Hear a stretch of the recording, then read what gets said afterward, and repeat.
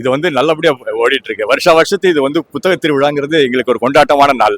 அங்க வந்துட்டு இருக்க, அதாவது இது தமிழகத்துல பல நூலகங்கள் இங்க வர்றாங்க, பல பப்ளிஷிங் வந்து பண்றாங்க. அதனால ஒரே இடத்துல அரிய நூல்கள், அற்புதமான நூல்களை வாங்கக்கூடிய ஒரு சங்கமா எங்களை பாக்குறோம்.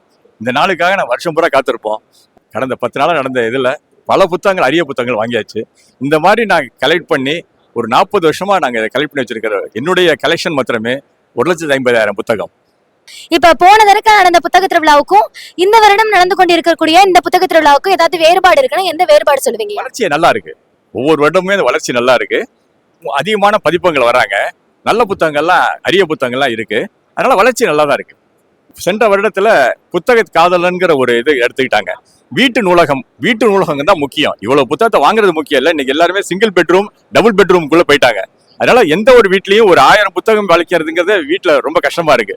அப்படி இருக்கும்போது இன்றைக்கு அந்த புத்தக சேமிப்புங்கிறது ஒரு முக்கியமான ஒரு தவம். நான் இதை சாதாரணமா செஞ்சு இன்னைக்கு ஒரு வீடே 19 ரூம் உள்ள ஒரு வீடை வச்சிருக்கேன். வீட்டுக்கு வீடு நூல் நிறைய வரணும். அதான் அப்துல் கலாமுடைய கனவு. அந்த கேட்டகரியை அடுத்த வருஷமாவது கட்டாயம் செய்யணும். கண்டிப்பாங்கய்யா, அங்குசம் வழியாக உங்களுடைய கோரிக்கை வந்து கண்டிப்பா நிர்வாகத்துக்கு சென்றடையும் நாங்க நினைக்கிறோம். எங்க கூட பகிர்ந்துகிட்டதுக்கு ரொம்ப நன்றிங்கய்யா.